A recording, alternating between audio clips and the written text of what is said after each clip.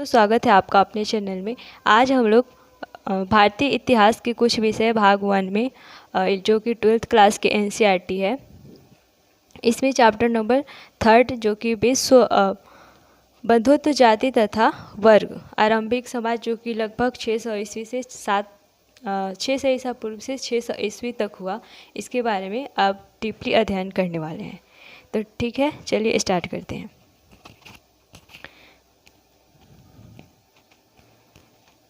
पिछले अध्याय में हमने पढ़ा कि लगभग 600 ईसा पूर्व से 600 ईस्वी तक के मध्य आर्थिक और राजनीतिक जीवन में अनेक परिवर्तन हुए। इसमें से कुछ परिवर्तनों में ने समकालीन समाज पर अपना प्रभाव छोड़ा। इसका एग्जाम्पल है, वन क्षेत्रों में कृषि का विस्तार हुआ, जिससे वहाँ रहने वाले लोगों की जीवन शैली में परिवर्तन हुआ। शिल्प विशेषज्ञों के एक विशिष्ट सामाजिक समूह का उदय हुआ तथा संपत्ति के असमान वितरण ने सामाजिक विषमताओं को अधिक प्रखर बनाया। इतिहासकार इन सब प्रक्रियाओं को समझने के लिए प्रायः साहित्यिक परंपराओं का उपयोग करते हैं। कुछ ग्रंथ सामाजिक व्यवहार के मानदंड तय करते थे, अन्य ग्रंथ समाज का चित्रण करते थे और कभी कभी समाज में मौजूद विभिन्न रिवाजों पर अपना टिप्पणी भी प्रस्तुत करते थे।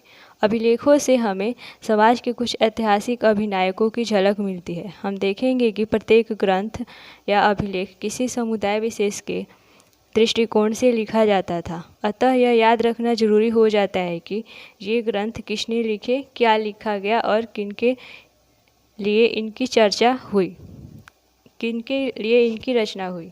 इस बात पर भी ध्यान देना जरूरी है कि इन ग्रंथों की रचना में किस भाषा का प्रयोग हुआ तथा इनका प्रचार प्रसार किस तरह हुआ। यदि हम इन ग्रंथों का प्रयोग सावधानी से करें तो समाज में प्रचलित आचार व्यवहार और रिवाजों का इतिहास लिखा जा सकता है।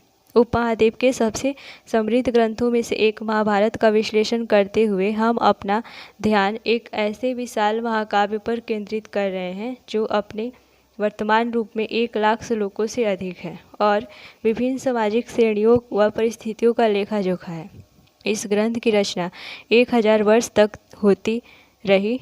इसमें जो है निहित कुछ कथाएं तो इस काल से पहले भी प्रचलित थी। महाभारत की मुख्य कथा 2 परिवारों के बीच हुए युद्ध का चित्रण है। इस ग्रंथ के कुछ भाग विभिन्न सामाजिक समुदायों के आचार व्यवहार के मानदंड तय करते हैं। यदाकदा इस ग्रंथ के मुख्य पात्र इस सामाजिक मानदंड का अनुसरण करते हुए दिखाई पड़ते हैं। मानदंडों का अनुसरण व उनकी अवहेलना क्या इंगित करती है। महाभारत का समालोचनात्मक संस्करण 1919 ईस्वी में प्रसिद्ध संस्कृत विद्वान V.S. सुकथांकर के नेतृत्व में एक अत्यंत महत्वाकांक्षी परियोजना की शुरुआत हुई। अनेक विद्वानों ने मिलकर महाभारत का समालोचनात्मक संस्करण तैयार करने का जिम्मा उठाया। इससे जुड़े क्या क्या कार्य थे। आरंभ में देश के विभिन्न भागों से विभिन्न लिपियों में लिखी गई महाभारत की संस्कृत पांडुलिपियों को एकत्रित किया गया। परियोजना पर काम करने वाले विद्वानों ने अब सभी पांडुलिपियों में पाए जाने वाले श्लोकों की तुलना करने का एक तरीका ढूंढ निकाला। अंततः उन्होंने उन श्लोकों का चयन किया जो लगभग सभी पांडुलिपियों में पाए गए थे और उनका प्रकाशन 13,000 पृष्ठों में फैले अनेक ग्रंथ खंडों में किया। इस परियोजना को पूरा करने में 47 वर्ष लगे। इस पूरी प्रक्रिया में 2 बात विशेष रूप से उभर कर आई। पहली, संस्कृत के कई पाठों के अनेक अंशों में समानता थी। यह इस बात से ही स्पष्ट होता है कि समूचे उपमहाद्वीप में उत्तर में पश्चिम और नेपाल में से लेकर दक्षिण में केरल और तमिलनाडु तक सभी पांडुलिपियों में यह समानता देखने आई।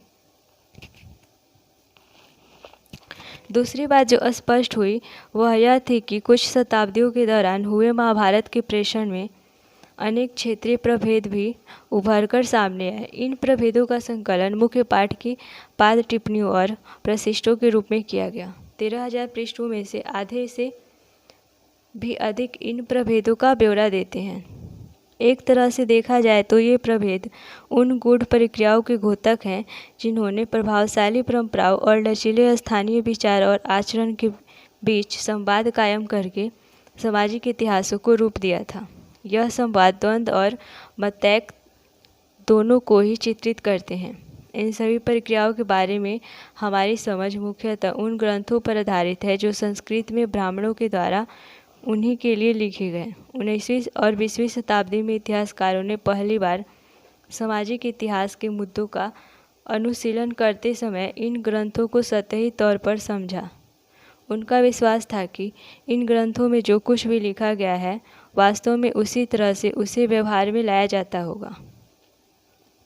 कालांतर में विद्वानों ने पाली, प्राकृत और तमिल ग्रंथों के माध्यम से अन्य परंपराओं का अध्ययन किया। इन अध्ययनों से यह स्पष्ट हुआ कि आदर्शमूलक संस्कृत ग्रंथ आमतौर से आधिकारिक माने जाते थे, किंतु इन आदर्शों को प्रश्नवाचक दृष्टि से भी देखा जाता था और यदाकदा इनकी अवहेलना भी की जाती थी। जब हम इतिहासकारों के द्वारा सामाजिक इतिहासों के पुनर्निर्माण की व्याख्या करते हैं तब हमें इस बात को ध्यान में रखना होगा।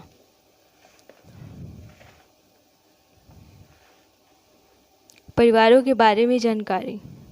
हम बहुधा पारिवारिक जीवन को सहज ही स्वीकार कर लेते हैं, किंतु आपने देखा होगा कि सभी परिवार एक जैसे नहीं होते।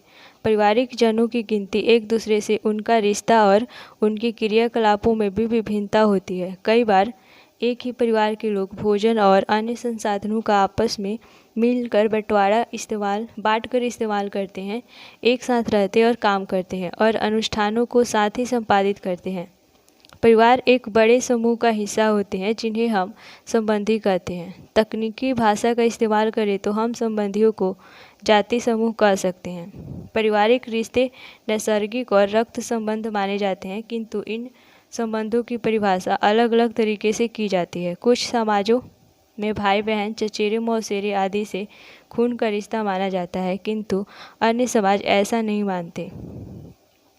आरंभिक समाजों के संदर्भ में इतिहासकारों को विशिष्ट परिवारों के बारे में जानकारी आसानी से मिल जाती है, किंतु सामान्य लोगों के पारिवारिक संबंधों को पुनर्निर्मित करना मुश्किल हो जाता है। इतिहासकार परिवार और बंधुता संबंधी विचारों का भी विश्लेषण करते हैं। इनका अध्ययन इसलिए महत्वपूर्ण है क्योंकि इससे लोगों की सोच का पता चलता है। संभवतः इन विचारों ने लोगों के क्रियाकलापों को प्रभावित किया होगा। इसी तरह व्यवहार ने विचारों पर भी असर डाला होगा। पितृवंशिक व्यवस्था के आदर्श ये क्या थे? जब बंधुता के रिश्तों में परिवर्तन आया, एक स्तर पर महाभारत इसी की कहानी है। यह बांधवों के दो दलों कौरव और पांडव के बीच भूमि और सत्ता को लेकर हुए संघर्ष का चित्रण करती है। दोनों ही दल कुरु वंश से संबंधित थे, जिनका एक जनपद पर शासन था। यह संघर्ष एक युद्ध में परिणत हुआ जिसमें पांडव विजयी हुए। इसके उपरांत पितृवंशिक उत्तराधिकार को उद्घोषित किया गया। हालांकि पितृवंशिकता महाकाव्य की रचना से पहले भी मौजूद थी। महाभारत की मुख्य कथा वस्तु ने इस आदर्श को और सुदृढ़ किया। पितृवंशिकता में पुत्र पिता की मृत्यु के बाद उनके संसाधनों पर अधिकार जमा सकते थे। अधिकतर राजवंश लगभग 6ठी शताब्दी ईसा पूर्व में पितृवंशिकता प्रणाली का अनुसरण करते थे। हालांकि इस प्रथा में विभिन्नता थी। कभी पुत्र के न होने पर एक भाई दूसरे का उत्तराधिकारी हो जाता था, तो कभी कभी बंधु बांधव सिंहासन पर अपना अधिकार जमाते थे। कुछ विशिष्ट परिस्थितियों में स्त्रियां जैसे प्रभावती गुप्त सत्ता का उपभोग करती थी। पितृवंशिकता के प्रति झुकाव शासक परिवारों के लिए कोई अनूठी बात नहीं थी। ऋग्वेद जैसे कर्मकांडीय ग्रंथ के मंत्रों से भी यह बात स्पष्ट होती है। यह संभव है कि धनी वर्ग के पुरुष और ब्राह्मण भी ऐसा ही दृष्टिकोण रखते थे। पितृवंशिकता का अर्थ है वह वंश परंपरा जो कि पिता के पुत्र फिर पौत्र पर पौत्र आदि से चलती है। मातृवंशिकता शब्द का इस्तेमाल हम तब करते हैं जहाँ वंश परंपरा माँ से जुड़ी होती है। परिवार और बंधुता के लिए प्रयुक्त शब्द। संस्कृत ग्रंथों में कुल शब्द का प्रयोग परिवार के लिए और जाति का बांधवों के बड़े समूह के लिए होता है। पीढ़ी दर पीढ़ी किसी भी कुल के पूर्वज इकट्ठे रूप में एक ही वंश से माने जाते हैं।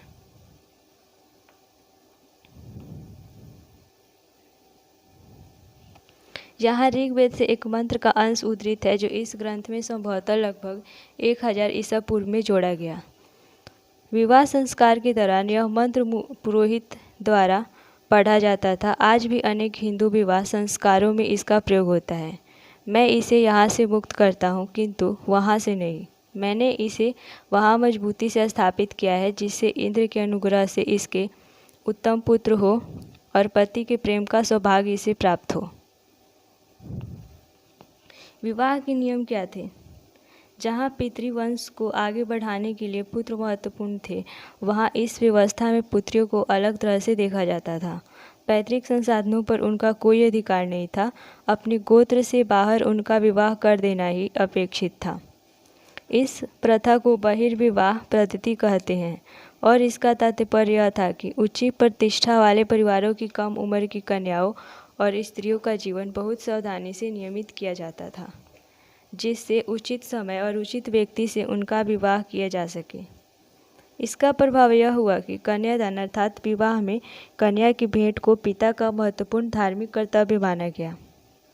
नए नगरों के उद्भव से सामाजिक जीवन अधिक जटिल हुआ। यहाँ पर निकट और दूर से आकर लोग मिलते थे और वस्तुओं की खरीद फरोख्त के साथ ही इस नगरीय परिवेश में विचारों का भी आदान प्रदान होता था। संभवतः इस वजह से आरंभिक विश्वासों और व्यवहारों पर प्रश्न चिन्ह लगाए गए। इस चुनौती के जवाब में ब्राह्मणों ने समाज के लिए विस्तृत आचार संहिताएं तैयार की। ब्राह्मणों को इन आचार संहिताओं का विशेष पालन करना होता था, किंतु बाकी समाज को भी इसका अनुसरण करना पड़ता था। लगभग 500 ईसा पूर्व से इन मानदंडों का संकलन धर्मसूत्र व धर्मशास्त्र नामक संस्कृत ग्रंथों में किया गया। इसमें सबसे महत्वपूर्ण मनुस्मृति थी, जिसका संकलन लगभग 200 ईसा पूर्व से 200 ईस्वी के बीच हुआ। हालांकि इन ग्रंथों के ब्राह्मण लेखकों का यह मानना था कि उनका दृष्टिकोण सार्वभौमिक है और उनके बाह्य नियमों का सबके द्वारा पालन होना चाहिए, किंतु वास्तविक सामाजिक संबंध कहीं अधिक जटिल थे। इस बात को भी ध्यान में रखना जरूरी है कि उपमहाद्वीप में फैली क्षेत्रीय विभिन्नताएं और संचार की बाधाओं की वजह से भी ब्राह्मणों का प्रभाव सार्वभौमिक कदापि नहीं था। दिलचस्प बात यह है कि धर्मसूत्र और धर्मशास्त्र विवाह के 8 प्रकारों को अपनी स्वीकृति देते हैं। इनमें से पहले 4 उत्तम माने जाते थे और बाकियों को निंदित माना गया। संभव है कि ये विवाह पद्धतियाँ उन लोगों में प्रचलित थी जो ब्राह्मणीय नियमों को अस्वीकार करते थे। स्त्री का गोत्र।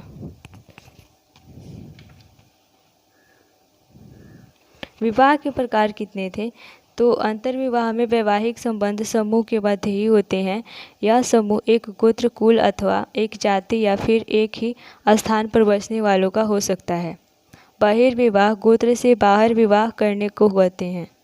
बहुपत्नी प्रथा एक पुरुष की अनेक पत्नियां होने की सामाजिक परिपाटी है। बहुपति प्रथा एक स्त्री के अनेक पति होने की पद्धति को कहते हैं। विवाह के 8 प्रकार कौन कौन से थे?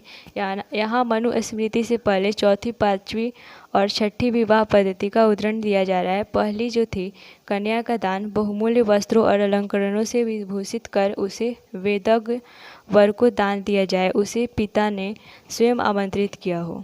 चौथी थी पिता वर वधू युगल को यह कहकर संबोधित करता है कि तुम साथ मिलकर अपने दायित्वों का पालन करो। तत्पश्चात वह वर का सम्मान कर उसे कन्या का दान करता है। 5वीं, वर को वधू की प्राप्ति तब होती है जब वह अपनी क्षमता व इच्छा अनुसार उसके बांधवों को और स्वयं वधू को यथेष्ट धन प्रदान करता है। 6ठी, स्त्री और पुरुष के बीच अपनी इच्छा से संयोग जिसकी उत्पत्ति काम से है। स्त्री का गोत्र क्या था? एक ब्राह्मणीय पद्धति जो लगभग 1000 ईसा पूर्व के बाद से प्रचलन में है आई, वह लोगों को गोत्रों से वर्गीकृत करने की थी। प्रत्येक गोत्र एक वैदिक ऋषि के नाम पर होता था। उस गोत्र के सदस्य ऋषि के वंशज माने जाते थे। गोत्र के 2 नियम महत्वपूर्ण थे। विवाह के पश्चात स्त्रियों को पिता के स्थान पर पति के गोत्र का माना जाता था तथा एक ही गोत्र के सदस्य आपस में विवाह संबंध नहीं रख सकते थे। क्या इन नियमों का सामान्यतः अनुसरण होता था? इस बात को जानने के लिए हमें स्त्री और पुरुष नामों का विश्लेषण करना पड़ेगा, जो कभी कभी गोत्रों के नाम से उद्धृत होते थे। हमें कुछ नाम सतवाहन जैसे प्रबल शासकों के वंश से मिलते हैं। इन राजाओं का पश्चिम भारत और दक्कन के कुछ भागों पर शासन था। सतवाहनों के कई अभिलेख प्राप्त हुए हैं, जिनके आधार पर इतिहासकारों ने पारिवारिक और वैवाहिक रिश्तों का खाका तैयार किया है।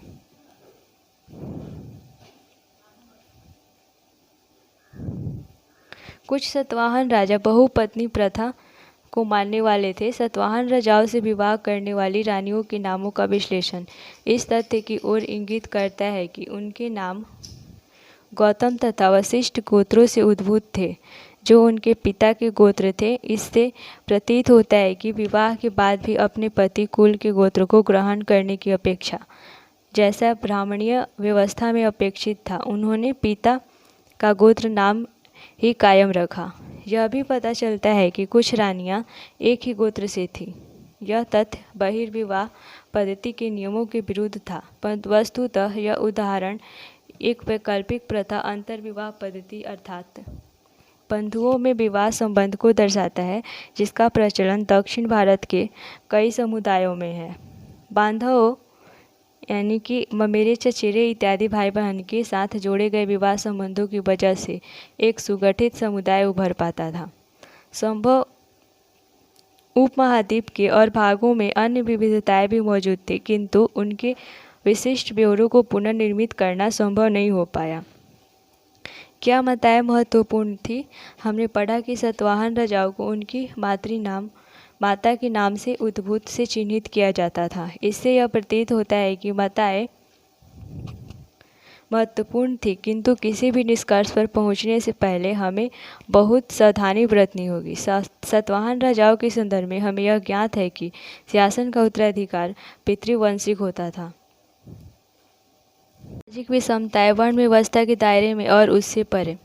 संभवतः आप जाति शब्द से परिचित होंगे, जो एक सोपानात्मक सामाजिक वर्गीकरण को दर्शाता है। धर्म सूत्रों और धर्मशास्त्र में एक आदर्श व्यवस्था का उल्लेख किया गया था। ब्राह्मणों का यह मानना था कि यह व्यवस्था, जिसमें स्वयं उन्हें पहला दर्जा प्राप्त है, एक दैवीय व्यवस्था है। शूद्रों और अस्पृश्यों को सबसे निचले स्तर पर रखा जाता था। इस व्यवस्था में दर्जा संभवतः जन्म के अनुसार निर्धारित माना जाता था। उचित जीविका, यह क्या था? धर्मसूत्रों और धर्मशास्त्रों में चारों वर्गों के लिए आदर्श जीविका से जुड़े कई नियम मिलते हैं। ब्राह्मणों का कार्य अध्ययन, वेदों की शिक्षा, यज्ञ करना और करवाना था तथा उनका काम दान देना और लेना था। क्षत्रियों का कर्म युद्ध करना, लोगों को सुरक्षा प्रदान करना, न्याय करना, वेद पढ़ना, यज्ञ करवाना और दान दक्षिणा देना था। अंतिम 3 कार्य वैश्यों के लिए भी थे। साथ ही उनसे कृषि, गौ पालन और व्यवहार का कर्म भी अपेक्षित था। शूद्रों के लिए मात्र एक ही जीविका थी, तीनों उच्च वर्णों की सेवा करना। इन नियमों का पालन कराने के लिए ब्राह्मणों ने 3 नीतियाँ अपनाई। एक, जैसा कि हमने अभी पढ़ा, यह बताया गया कि वर्ण व्यवस्था की उत्पत्ति एक दैवीय व्यवस्था है। दूसरा, वे शासकों को यह उपदेश देते थे कि वे इस व्यवस्था के नियमों का अपने राज्यों में अनुसरण करें। तीसरे, उन्होंने लोगों को यह विश्वास दिलाने का प्रयत्न किया कि उनकी प्रतिष्ठा जन्म पर आधारित है, किंतु ऐसा करना आसान बात नहीं थी। अतः यह मानदंडों को बहुधा महाभारत जैसे अनेक ग्रंथों में वर्णित कहानियों के द्वारा बल प्रदान किया जाता था। एक दैवीय व्यवस्था। अपनी मान्यता को प्रमाणित करने के लिए ब्राह्मण बहुधा ऋग्वेद के पुरुषोक्त मंत्र और को उद्धृत करते थे, जो आदि मानव पुरुष की बलि का चित्रण करता है। जगत के सभी तत्व, जिनमें चारों वर्ण शामिल हैं, इसी पुरुष के शरीर से उपजे थे। ब्राह्मण उसका मुँह था और उसकी भुजाओं से क्षत्रिय निर्मित हुआ। वैश्य उसकी जंघा थी और उसके पैर से शूद्रों की उत्पत्ति हुई।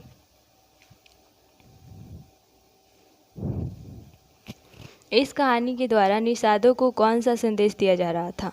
क्षत्रियों को इससे क्या संदेश मिला होगा? और क्या आपको लगता है कि यह ब्राह्मण रूप में द्रोण धर्मसूत्र का अनुसरण कर रहे थे जब वे धनुर्विद्या की शिक्षा दे रहे थे? उचित सामाजिक कर्तव्य। महाभारत के आदि पर्वन से एक कहानी उद्धृत है। एक बार ब्राह्मण द्रोण के पास, जो कुरु वंश के राजकुमारों को धनुर्विद्या की शिक्षा देते थे, एकलव्य नामक वनवासी निषाद आया। द्रोण ने, जो कि धर्म समझते थे, उसे शिष्य के रूप में स्वीकार करने से मना कर दिया। एकलव्य ने वन में लौटकर मिट्टी से द्रोण की प्रतिमा बनाई तथा उसे अपना गुरु मानकर वह स्वयं ही तीर चलाने का अभ्यास करने लगा। समय के साथ वह तीर चलाने में सिद्धहस्त हो गया। एक दिन कुरु राजकुमार अपने कुत्ते के साथ जंगल में शिकार करते हुए एकलव्य के समीप पहुंच गए। कुत्ता जो था, काले मृग की चमड़ी के वस्त्र में लिपटे निषाद को देखकर भौंकने लगा। क्रोधित होकर एकलव्य ने एक साथ 7 तीर चलाकर उसका मुंह बंद कर दिया। जब वह कुत्ता लौटा तो पांडव तीरंदाजी का यह अद्भुत दृश्य देखकर आश्चर्यचकित हो गए। उन्होंने एकलव्य को तलाशा। उसने स्वयं को द्रोण का शिष्य बताया। द्रोण ने अपने प्रिय शिष्य अर्जुन से एक बार यह कहा था कि वह उनके सभी शिष्यों में अद्वितीय तीरंदाज बनेगा। अर्जुन ने द्रोण को उनका यह प्रण याद दिलाया। द्रोण एकलव्य के पास गए, जिससे उन्हें अपना गुरु मानकर प्रणाम किया। तब द्रोण ने गुरु दक्षिणा के रूप में एकलव्य से उसके दाहिने हाथ का अंगूठा मांग लिया। एकलव्य ने फौरन गुरु को अपना अंगूठा काटकर दे दिया। अब एकलव्य तीर चलाने में उतना तेज नहीं रहा। इस तरह द्रोण ने अर्जुन को दिए वचन को निभाया। कोई भी अर्जुन से बेहतर धनुर्धारी नहीं रहा। अक्षत्रिय राजा। छात्रों के अनुसार केवल क्षत्रिय राजा हो सकते थे, किंतु अनेक महत्वपूर्ण राजवंशों की उत्पत्ति अन्य वर्णों से भी हुई थी। मौर्य वंश, जिसने एक विशाल साम्राज्य पर शासन किया, के उद्भव पर गर्मजोशी से बहस होती रही। बाद के बौद्ध धर्म में यह इंगित किया गया है कि वे क्षत्रिय थे, किंतु ब्राह्मणीय शास्त्र उन्हें निम्न कुल का मानते हैं। शुंग और कर्ण, जो मौर्यों के उत्तराधिकारी थे, ब्राह्मण थे। वस्तुतः राजनीतिक सत्ता का उपभोग हर वह व्यक्ति कर सकता था जो समर्थन और संसाधन जुटा सके। राजा तो क्षत्रिय कुल में जन्म लेने पर शायद ही निर्भर करता था। अन्य शासकों को, जैसे शक को मध्य एशिया से भारत आए ब्राह्मण मलेच्छ और बर्बर अथवा अन्य देशीय मानते थे, किंतु संस्कृत के संभवतः आरंभ अभिलेखों में से एक में प्रसिद्ध शक राजा रुद्रदामन लगभग 2री शताब्दी ईस्वी के द्वारा सुदर्शन सरोवर के जीर्णोद्धार का वर्णन मिलता है। इससे यह ज्ञात होता है कि शक्तिशाली मलेच्छ संस्कृतीय परिपाटी से अवगत थे। एक और दिलचस्प बात यह है कि सातवाहन कुल के सबसे प्रसिद्ध शासक गोमती पुत्र श्री सातकर्णी ने स्वयं को अनूठा ब्राह्मण और साथ ही क्षत्रियों के दर्प का हनन करने वाला बताया था। उसने यह भी दावा किया कि 4 वर्णों के बीच विवाह संबंध होने पर उसने रोक लगाई, किंतु फिर भी रुद्रदामन के परिवार से उसने विवाह संबंध स्थापित किए। जैसा आप इस उदाहरण में देख सकते हैं, जाति प्रथा के भीतर आत्मसात होना बहुधा एक जटिल सामाजिक प्रक्रिया थी। सातवाहन स्वयं को ब्राह्मण वर्ण का बताते थे, जबकि ब्राह्मणीय शास्त्र के अनुसार राजा को क्षत्रिय होना चाहिए। वे चतुर्वर्णी व्यवस्था की मर्यादा बनाए रखने का दावा करते थे, किंतु साथ ही उन लोगों से वैवाहिक संबंध भी स्थापित करते थे जो इस वर्ण व्यवस्था से ही बाहर थे, और जैसा हमने देखा, वह अंतर्विवाह पद्धति का पालन करते थे, न कि बहिर्विवाह प्रणाली का, जो ब्राह्मणीय ग्रंथों में प्रस्तावित है। जाति और सामाजिक गतिशीलता। ये जटिलताएं समाज के वर्गीकरण के लिए शास्त्रों में प्रयुक्त एक और शब्द जाति से भी स्पष्ट होती है। ब्राह्मणीय सिद्धांत में वर्ण की तरह जाति भी जन्म पर आधारित थी, किंतु वर्ण जहाँ मात्र 4 थे, वहीं जातियों की कोई निश्चित संख्या नहीं थी। वस्तुतः जहाँ कहीं भी ब्राह्मणीय व्यवस्था का नए समुदायों से आमना सामना हुआ, इसका एग्जाम्पल है जंगल में रहने वाले निषाद या फिर व्यावसायिक वर्ग जैसे सुवर्णकार, जिन्हें की 4 वर्णों वाली व्यवस्था में समाहित करना संभव नहीं था। उनका जाति में वर्गीकरण कर दिया गया। वे जातियों को एक ही जीविका अथवा व्यवसाय से जुड़ी थी, उन्हें कभी कभी श्रेणियों में भी संगठित किया जाता था। हालांकि इन समुदायों के इतिहास का लेखा जोखा हमें कम ही प्राप्त होता है, किंतु कुछ अपवाद है, जैसे कि मंदसौर से मिला अभिलेख लगभग 5वीं शताब्दी ईस्वी में। इसमें रेशम के बुनकरों की एक श्रेणी का वर्णन मिलता है जो मूलतः लाट यानी कि गुजरात प्रदेश के निवासी थे और वहां से मंदसौर चले गए थे, जिसे उस समय दसपुर के नाम से जाना जाता था। यह कठिन यात्रा उन्होंने अपने बच्चों और बांधवों के साथ संपन्न की। उन्होंने वहां के राजा की महानता के बारे में सुना था, अतः वे उसके राज्य में बसना चाहते थे। यह अभिलेख जटिल सामाजिक प्रक्रियाओं की झलक देता है। यह श्रेणियों के स्वरूप के विषय में अंतर्दृष्टि प्रदान करता है। हालांकि श्रेणी की सदस्यता शिल्प में विशेषज्ञता पर निर्भर थी। कुछ सदस्य अन्य जीविका भी अपना लेते थे। इस अभिलेख से यह भी ज्ञात होता है कि सदस्य एक व्यवसाय के अतिरिक्त और चीज़ों में भी सहभागी होते थे। सामूहिक रूप से उन्हें शिल्पकर्म से अर्जित धन को सूर्य देवता के सामने सम्मान में मंदिर बनवाने पर खर्च किया। वणिकों की स्थिति क्या थी? वणिकों की स्थिति तो संस्कृत के ग्रंथ और अभिलेखों में व्यापारियों के लिए वर्णिक शब्द प्रयुक्त किया जाता है। हालांकि शास्त्रों में व्यापार को वैश्यों की जीविका बताया जाता है। अन्य स्रोतों में अधिक जटिल परिस्थिति देखने को मिलती है, जैसे शूद्रक के नाटक मृक्ष कटकम लगभग 14वीं शताब्दी ईस्वी में नायक चारुदत्त को ब्राह्मण वणिक बताया गया है। 5वीं शताब्दी ईस्वी के एक अभिलेख में 2 भाइयों को क्षत्रिय वणिक कहा गया है, जिन्होंने एक मंदिर के निर्माण के लिए धन दिया। कुछ लोगों को संगीत से अत्यंत प्रेम है जो कानों को प्रिय होता है, अन्य को गर्व है। सैकड़ों उत्तम जीवनियों का इस तरह वे अनेक कथाओं से परिचित हैं। विनीत भाव से उत्तम धार्मिक व्याख्यानों में तल्लीन हैं। कुछ लोग अपने धार्मिक अनुष्ठानों में श्रेष्ठ हैं। इसी तरह अपने पर निग्रह रखने वाले खगोल शास्त्र से पारंगत हैं। अन्य जन युद्ध करने में शूरवीर शत्रुओं का अनिष्ट करते हैं। 4 वर्णों से परे एकीकरण। उपमहाद्वीप में पाई जाने वाली विविधताओं की वजह से यहाँ हमेशा से ऐसे समुदाय रहे हैं जिन पर ब्राह्मणीय विचारों का कोई प्रभाव नहीं पड़ा है। संस्कृत साहित्य में जब ऐसे समुदाय का उल्लेख आता है तो उन्हें कई बार विचित्र, असभ्य और पशुवत चित्रित किया जाता है। ऐसे कुछ उदाहरण वन पान्तर में बसने वाले लोगों के हैं, जिनके लिए शिकार और कंदमूल संग्रह करना जीवन निर्वाह का महत्वपूर्ण साधन था। निषाद वर्ग, जिससे एकलव्य जुड़ा माना जाता था, इसी का उदाहरण है। यायावर पशुपालकों के समुदाय को भी शंका की दृष्टि से देखा जाता था, क्योंकि उन्हें आसानी से बसे हुए कृषि कर्मियों के सांचे के अनुरूप नहीं ढाला जा सकता था। ज़्यादा उन लोगों को जो असंस्कृत भाषी थे, उन्हें मलेच्छ कहकर हे दृष्टि से देखा जाता था। किंतु इन लोगों के बीच विचारों और मतों का आदान प्रदान होता था। उनके संबंधों के स्वरूप के बारे में हमें महाभारत की कथाओं से ज्ञात होता है। बाघ सदृश पति। पांडव गहन वन में चले गए थे, थक कर वे सो गए। केवल द्वितीय पांडव भीम, जो अपने बल के लिए प्रसिद्ध थे, रखवाली करते रहे। एक नरभक्षी राक्षस को पांडवों की मानुष गंध ने विचलित किया और उसने अपनी बहन हिडिंबा को उन्हें पकड़कर लाने के लिए भेजा। हिडिंबा भीम को देखकर मोहित हो गई और एक सुंदर स्त्री के वेश में उसने भीम से विवाह का प्रस्ताव किया, जिसे उन्होंने अस्वीकार कर दिया। इस बीच राक्षस वहां आ गया और उसे भीम को मल्ल युद्ध के लिए ललकारा। भीम ने उसकी चुनौती को स्वीकार किया और उस वध कर दिया। शोर सुनकर अन्य पांडव जाग गए।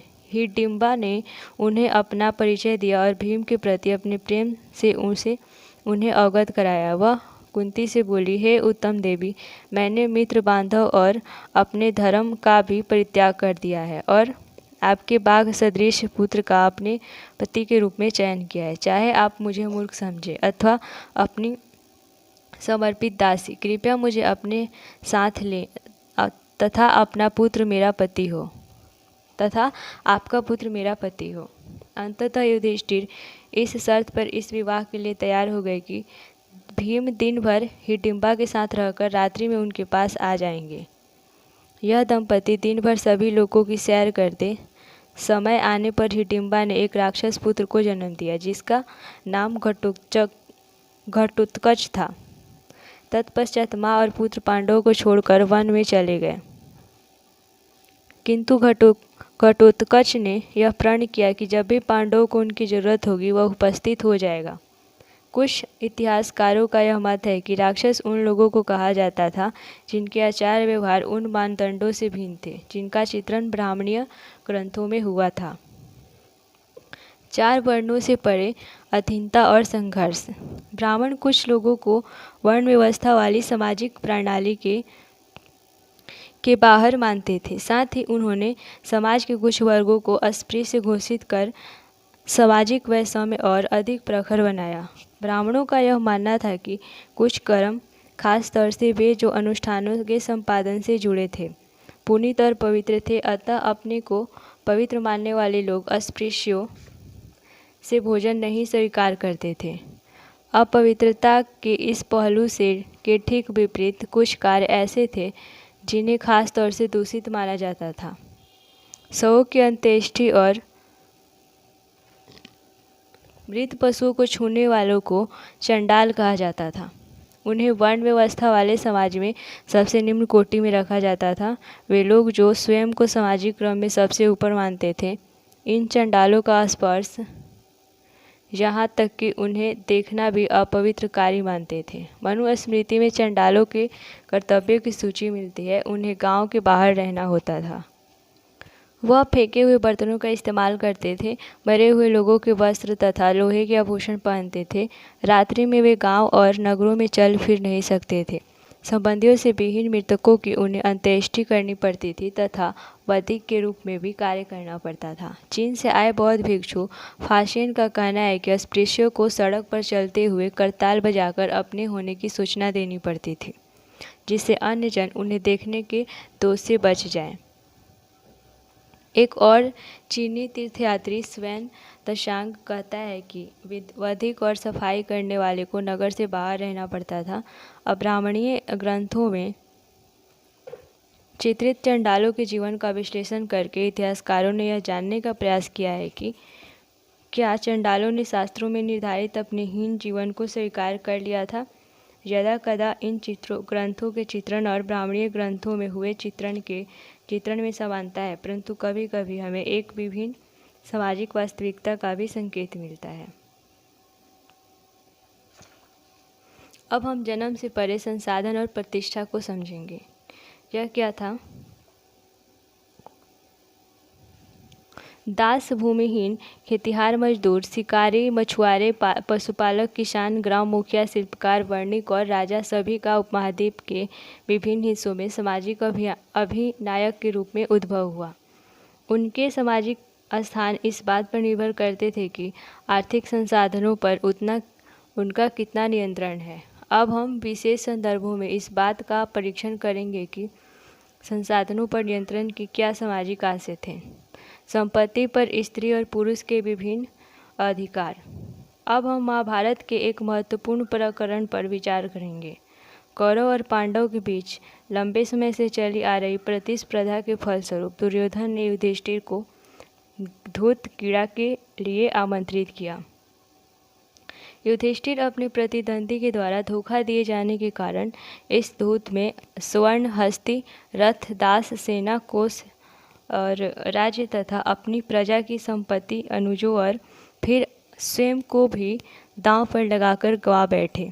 इसके उपरांत उन्होंने पांडवों की सहपत्नी द्रौपदी को भी दांव पर लगाया और उसे भी हार गए। संपत्ति के स्वामित्व के मुद्दे जो इन कहानियों में वर्णित हैं, धर्मसूत्र और धर्मशास्त्र में भी उठाए गए हैं। मनुस्मृति के अनुसार पैतृक जायदाद का माता पिता की मृत्यु के बाद सभी पुत्रों में समान रूप से बंटवारा किया जाना चाहिए, किंतु ज्येष्ठ पुत्र विशेष भाग का अधिकारी था।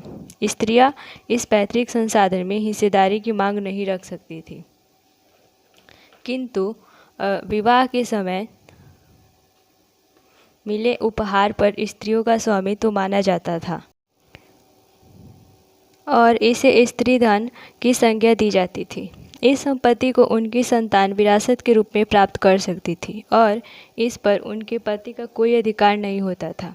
किंतु मनुस्मृति स्त्रियों को पति की आज्ञा के विरुद्ध पारिवारिक संपत्ति अथवा स्वयं अपने बहुमूल्य धन के गुप्त संचय के विरुद्ध भी चेतावनी देती है।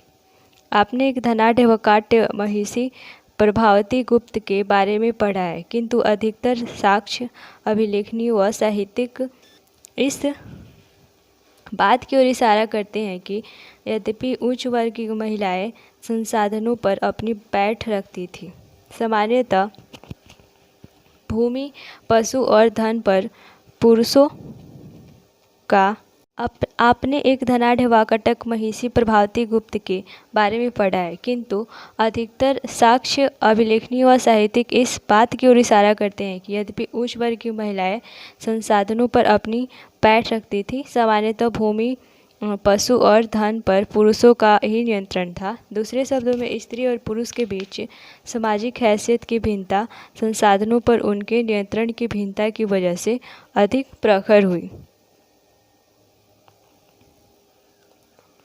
वर्ण और संपत्ति के अधिकार। ब्राह्मणीय ग्रंथों के अनुसार संपत्ति पर अधिकार का एक और आधार लैंगिक आधार के अतिरिक्त वर्ण था। जैसा हमने पहले पढ़ा है कि शूद्रों के लिए एकमात्र जीविका ऐसी सेवा थी जिसमें हमेशा उसकी इच्छा शामिल नहीं होती थी। हालांकि 3 उच्च वर्णों के पुरुषों के लिए विभिन्न जीविकाओं की संभावना रहती थी। यदि इन सब विधानों को वास्तव में कार्यान्वित किया जाता तो ब्राह्मण और क्षत्रिय सबसे धनी व्यक्ति होते। यह तथ्य कुछ हद तक सामाजिक वास्तविकता से मेल खाता था। साहित्यिक परंपरा में पुरोहितों और राजाओं का वर्णन मिलता है, जिसमें राजा अधिकतर धनी चित्रित होते हैं।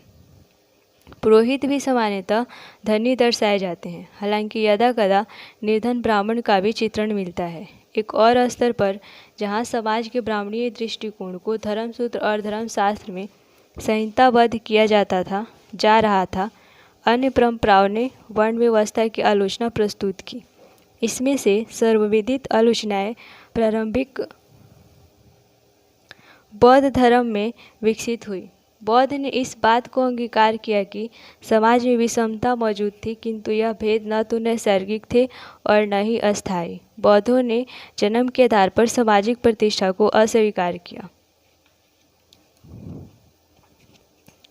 अब हम एक वैकल्पिक सामाजिक रूपरेखा संपत्ति में भागीदारी को समझेंगे। अभी तक हम उन परिस्थितियों का परीक्षण करते रहे हैं जहां लोग अपनी संपत्ति के आधार पर सामाजिक प्रतिष्ठा का दावा करते थे, या फिर उन्हें वह स्थिति प्रदान की जाती थी, किंतु समाज में अन्य संभावनाएं भी थी। वह स्थिति जहां दानशील आदमी का सम्मान किया जाता था तथा कृपण व्यक्ति अथवा वह जो स्वयं अपने लिए संपत्ति संग्रह करता था घृणा का पात्र होता था। प्राचीन तमिलकम एक ऐसा ही क्षेत्र था जहां उपरोक्त आदर्शों को संजोया जाता था। जैसा हमने पहले पढ़ा, इस क्षेत्र में 2000 वर्ष पहले अनेक सरदारियां थीं। यह सरदारी अपनी प्रशंसा गाने वाले चारण और कवियों के आश्रयदाता होते थे। तमिल भाषा के संगम साहित्यिक ग्रंथ में सामाजिक और आर्थिक संबंधों का अच्छा चित्रण है, जो इस ओर इंगित करता है कि हालांकि धनी और निर्धन के बीच विषमताएं थी, जिन लोगों का संसाधनों पर नियंत्रण था उनसे यह अपेक्षा की जाती थी कि मिल बांटकर उसका उपयोग करेंगे।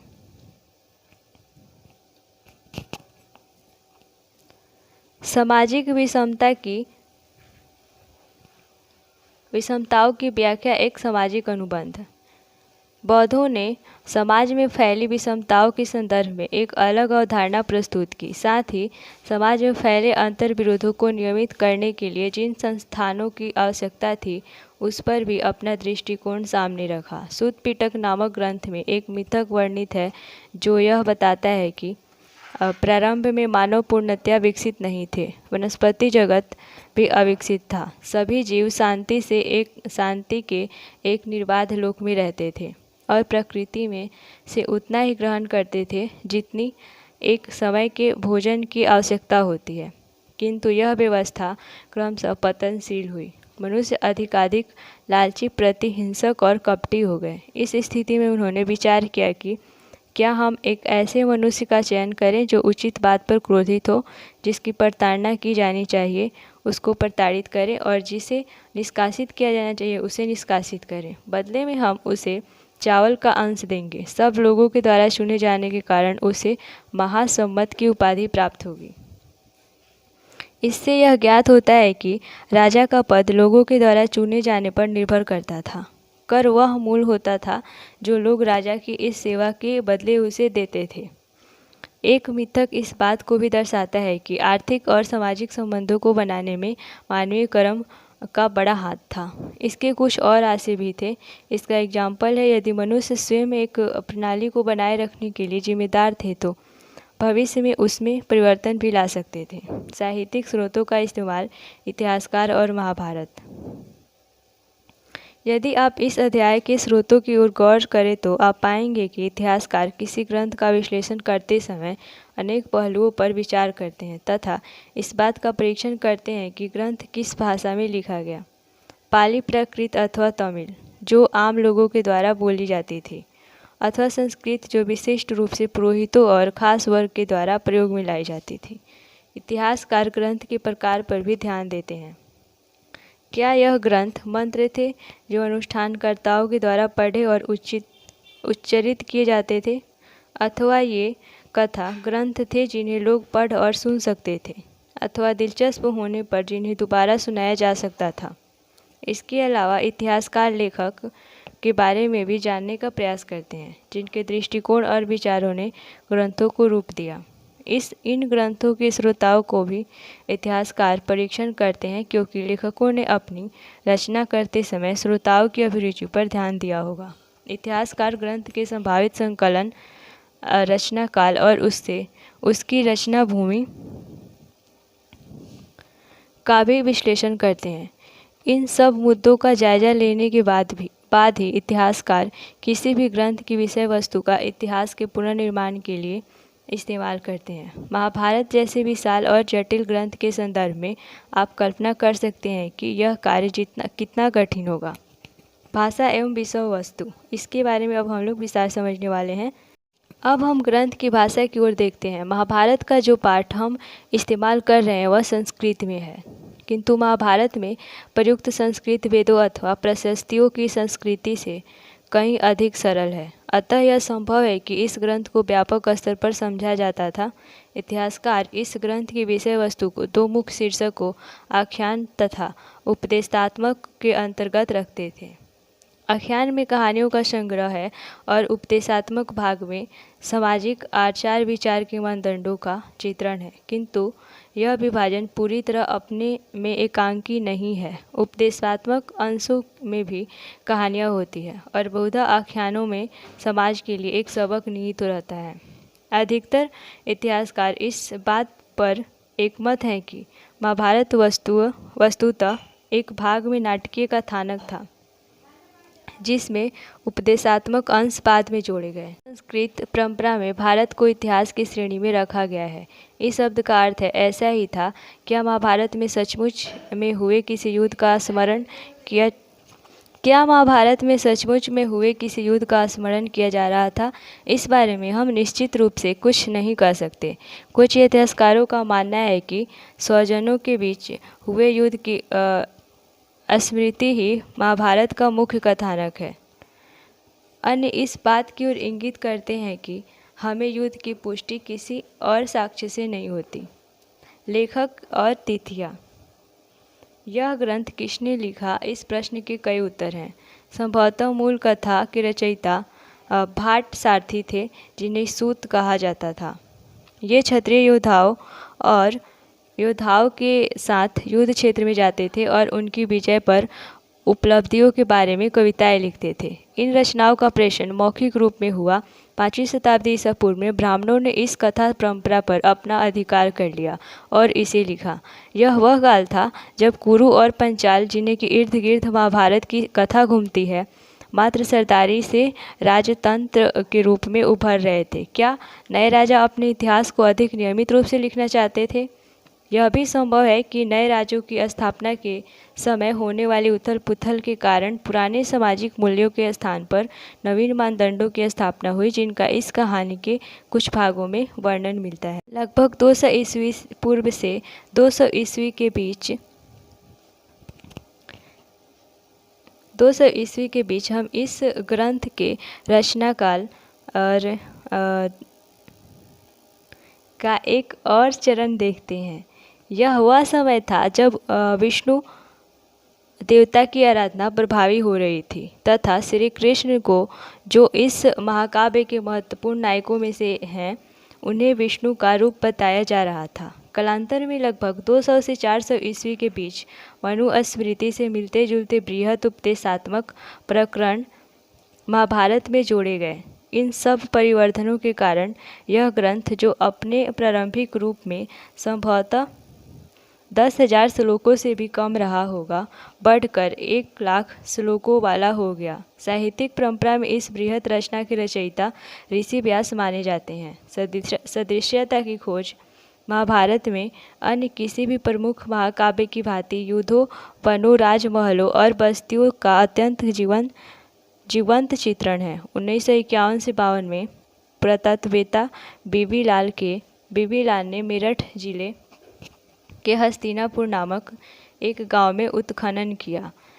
क्या यह गांव महाकाव्य में वर्णित हस्तिनापुर था? हालांकि नामों की समानता मात्र एक संयोग हो सकता है, किंतु गंगा के ऊपरी दोआब वाले क्षेत्र में इस पुरास्थल का होना, यहाँ जहाँ कुरु राज्य भी स्थित था, इस ओर इंगित करता है कि यह पूरा स्थल कुरुओं की राजधानी हस्तिनापुर हो सकती थी, जिसका उल्लेख महाभारत में आता है।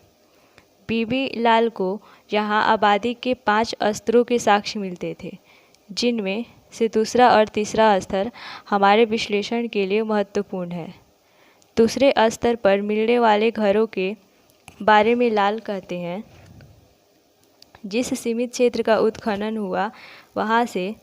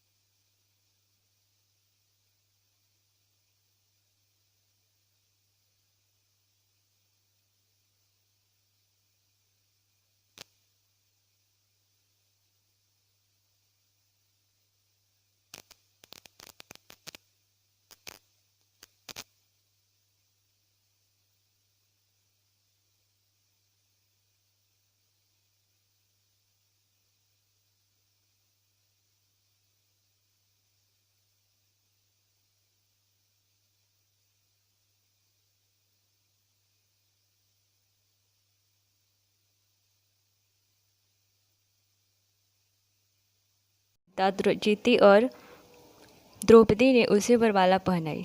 पांडव उसे लेकर अपनी माता कुंती के पास गए, जिन्होंने बिना देखे ही उन्हें लाई गई वस्तु को आपस में बांट लेने को कहा। जब कुंती ने द्रौपदी को देखा तो उन्हें अपने भूल का एहसास हुआ, किंतु उनकी आज्ञा की अवहेलना नहीं की जा सकती थी।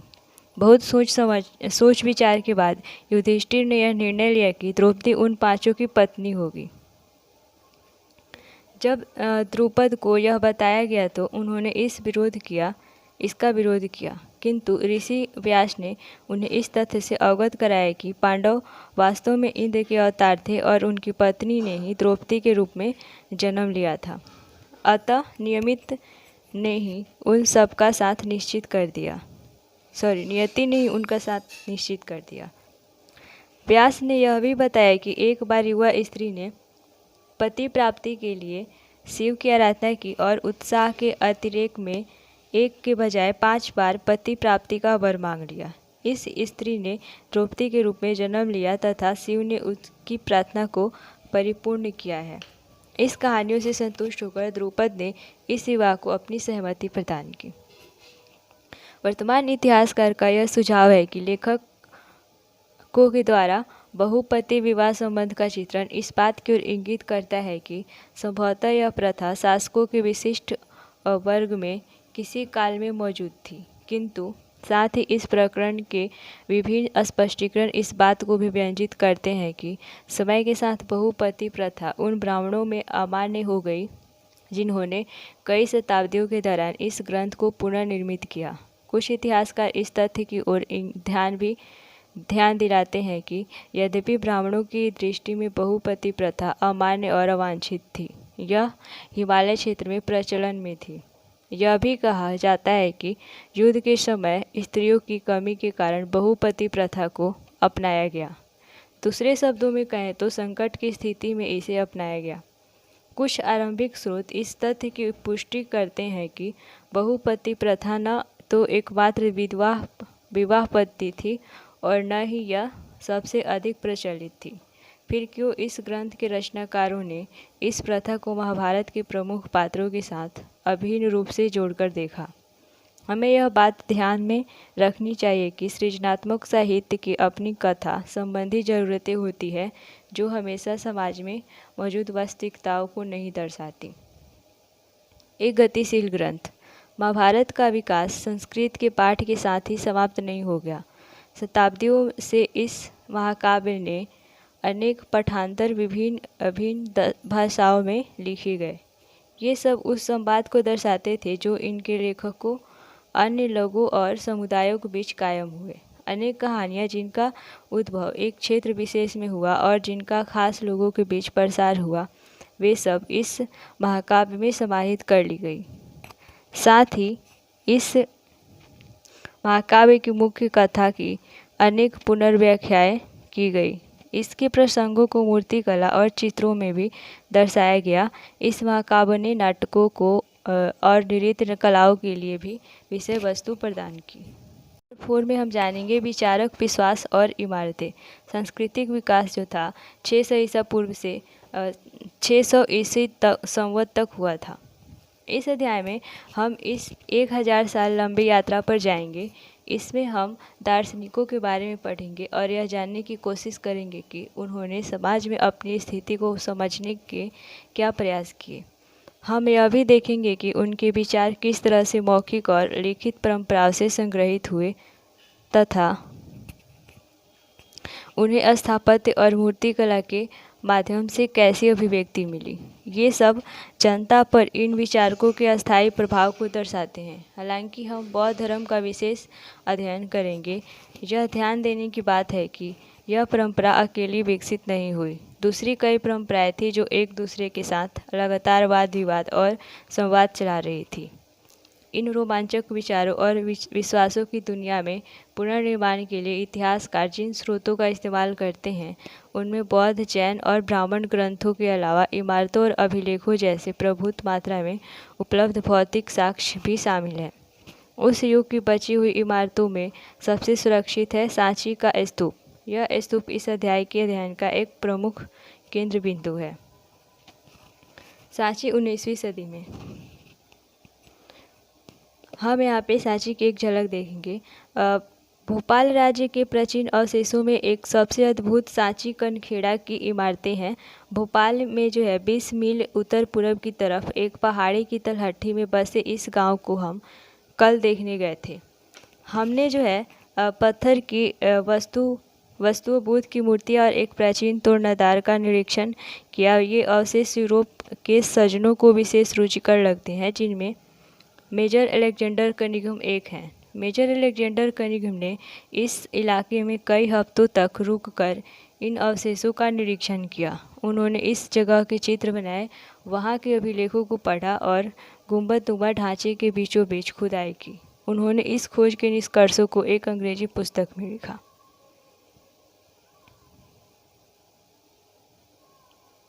19वीं सदी के यूरोपियों में सांचों के स्तूप को लेकर काफ़ी दिलचस्पी थी। फ्रांसीसियों ने सबसे अच्छी हालत में बचे सांची के पूर्वी तोरणद्वार को फ्रांस के संग्रहालय में प्रदर्शित करने के लिए शाहजहां बेगम से फ्रांस ले जाने की इजाज़त मांगी। कुछ समय के लिए अंग्रेज़ों ने भी ऐसी ही कोशिश की। सौभाग्यवश फ्रांसीसी और अंग्रेज़ दोनों ही बड़ी सावधानी से बनाई प्लास्टर प्रकृतियों से संतुष्ट हो गए। इस प्रकार मूल कृति भोपाल राज्य में अपनी जगह पर ही रही। भोपाल के शासकों शाहजहां बेगम और उनके उत्तराधिकारियों सुल्तान जहां बेगम ने इस प्राचीन स्थल के रखरखाव के लिए धन का अनुदान दिया। आश्चर्य नहीं कि जॉन मार्शल ने सांची पर लिखे अपने महत्वपूर्ण ग्रंथों को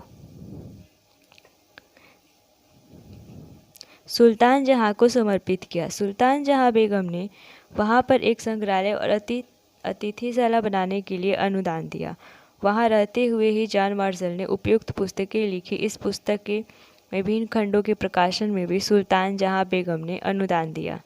इसलिए यदि वह स्तूप समूह बना रहा है तो इसके पीछे कुछ विवेकपूर्ण निर्णयों की बड़ी भूमिका है। शायद हम इस मामले में भी भाग्यशाली रहे हैं कि इस स्तूप पर किसी रेलवे ठेकेदार या निर्माता की नज़र नहीं पड़ी। यह उन लोगों से भी बचा रहा है जो ऐसी चीज़ों को यूरोप के संग्रहालयों में ले जाना चाहते थे। बौद्ध धर्म के इस महत्वपूर्ण केंद्र की खोज से आरंभिक बौद्ध धर्म के बारे में हमारी समझ में महत्वपूर्ण बदलाव आए।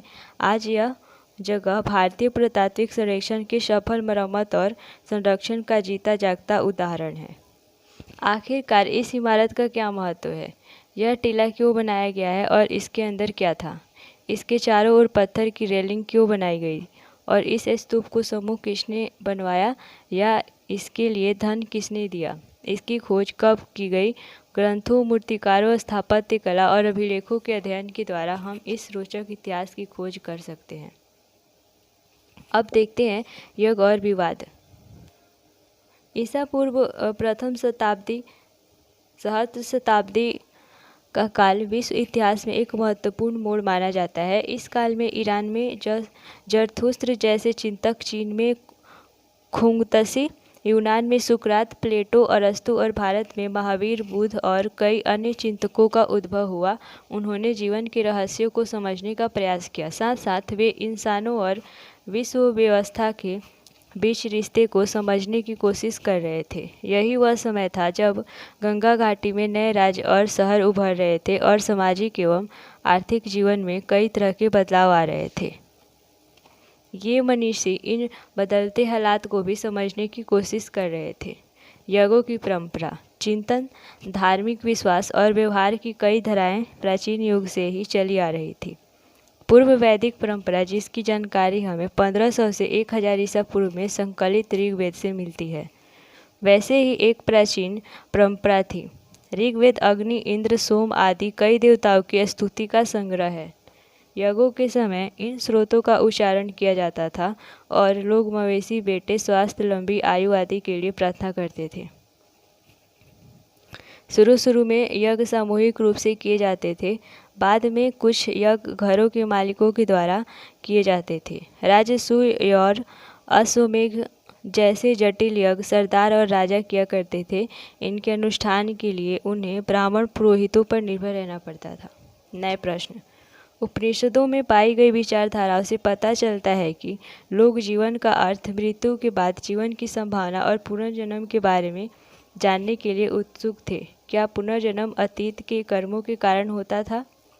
ऐसे मुद्दों पर पुरजोर बहस होती थी। मनीषी परम अर्थात की प्रकृति को समझने और अभिव्यक्ति करने में लगे थे। वैदिक परंपरा से बाहर के कुछ दार्शनिक यह सवाल उठा रहे थे कि सत्य एक होता है या अनेक। लोग यज्ञों के महत्व के बारे में भी चिंतन करने लगे। वाद विवाद और चर्चाएं। समकालीन बौद्ध ग्रंथों में हमें 64 संप्रदायों या चिंतन परंपराओं का उल्लेख मिलता है। इससे हमें जीवंत रचनाओं और विवाद की एक झांकी मिलती है। शिक्षक एक जगह से दूसरी जगह घूम घूम कर अपने दर्शन या विश्व के विषय में अपनी समझ को लेकर एक दूसरे के तथा सामान्य लोगों से तर्क वितर्क करते थे। ये चर्चाएं कूटागार सलाओं या ऐसे उपवनों में होती थी जहां घुमक्कड़ मनीषी ठहरा करते थे। यदि एक सड़क अपने प्रतिद्वंदी को अपने तर्कों से समझा लेता था तो वह अपने अनुयायियों के साथ उसका शिष्य बन जाता था। इसलिए किसी भी संप्रदाय के लिए समर्थन समय के साथ साथ बढ़ता घटता रहता था। इनमें से कई शिक्षक, जिनमें महावीर और बुद्ध शामिल हैं, वेदों के प्रभुत्व पर प्रश्न उठाते थे। उन्होंने यह भी माना कि जीवन के दुखों से मुक्ति का प्रयास हर व्यक्ति स्वयं कर सकता था। यह समझ ब्राह्मणवाद से बिल्कुल भिन्न था। जैसे कि हमने देखा, ब्राह्मणवाद यह मानता था कि किसी व्यक्ति का अस्तित्व उसकी जाति और लिंग से निर्धारित होता है। अग्नि की प्रार्थना क्या थी? यहाँ पर ऋग्वेद से लिए गए 2 छंद हैं जिसमें कि अग्नि देव का आह्वान किया गया है। हे शक्तिशाली देवी, आप देव हमारी आहुति देवताओं तक ले जाएं। हे बुद्धिवंत, आप तो सबके दाता हैं। हे पुरोहित, हमें खूब सारे खाद्य पदार्थ दें।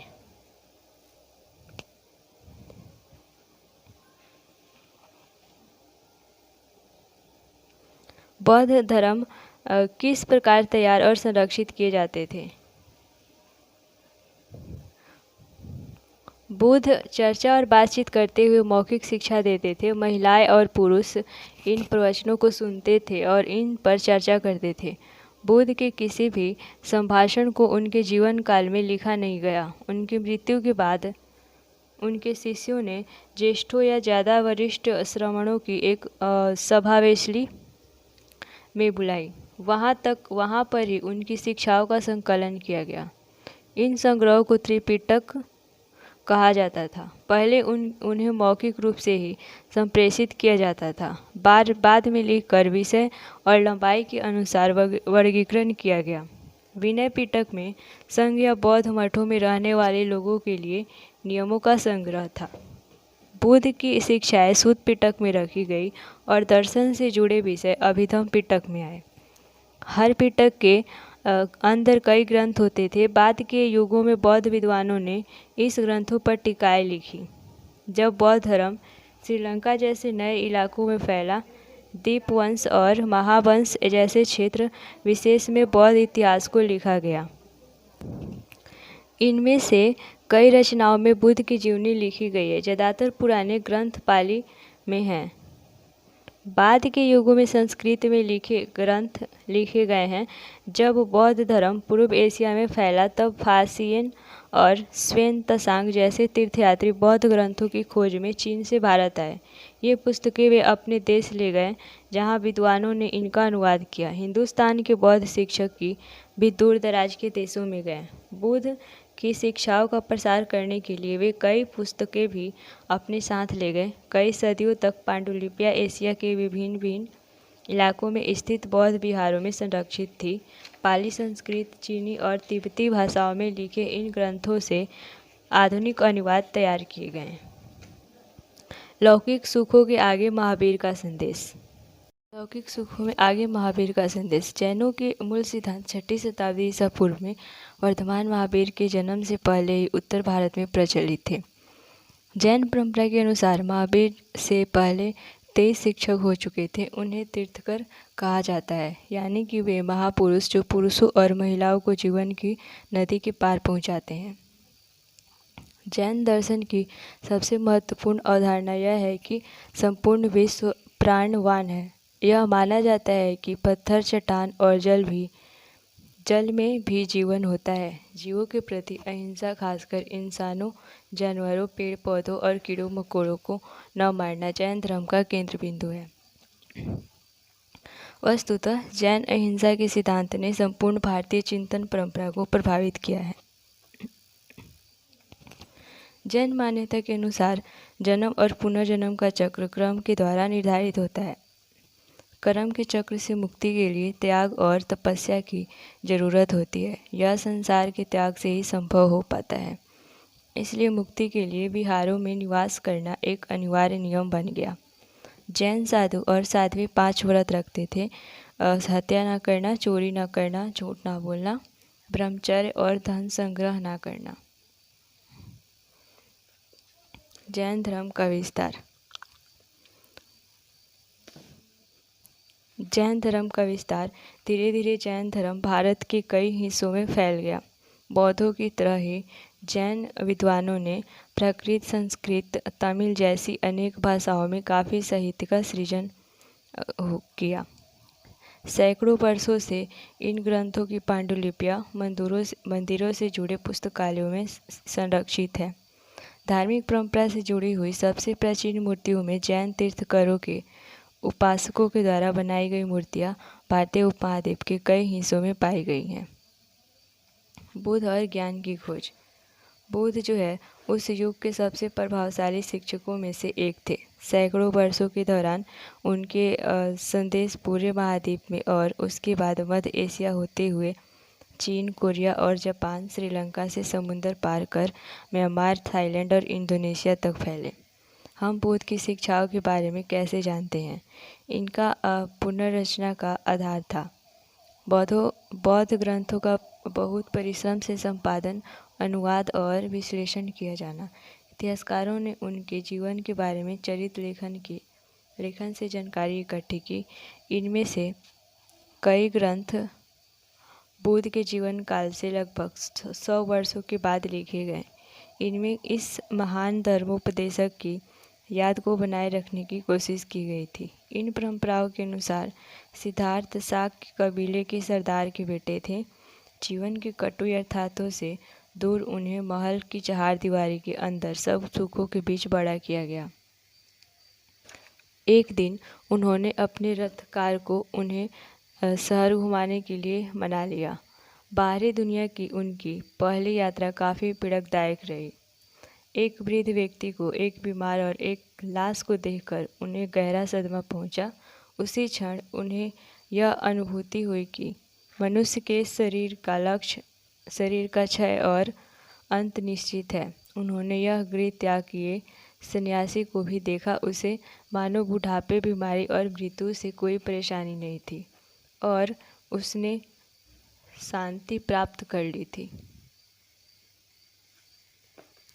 सिद्धार्थ ने निश्चय किया कि वे भी संन्यास का रास्ता अपनाएंगे। कुछ समय के बाद महल त्याग कर वे अपने सत्य की खोज में निकल गए। सिद्धार्थ ने साधना के कई मार्गों का अन्वेषण किया।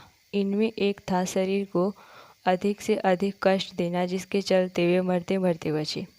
इन अतिवाद तरीकों को त्याग कर उन्होंने कई दिन तक ध्यान करते हुए अंततः ज्ञान प्राप्त किया। इसके बाद से उन्हें बुद्ध अथवा ज्ञानी व्यक्ति के नाम से जाना गया है। बाकी जीवन उन्होंने धर्म या सम्यक जीवन यापन की शिक्षा दी।